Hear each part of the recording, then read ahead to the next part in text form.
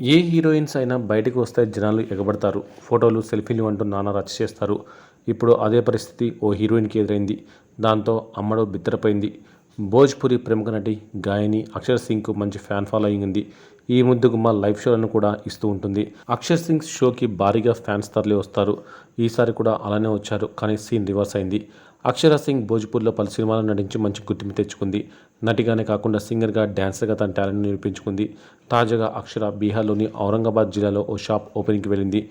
ఆమె వస్తుందన్న విషయం తెలుసుకున్న ఫ్యాన్స్ భారీగా అక్కడికి చేరుకున్నారు.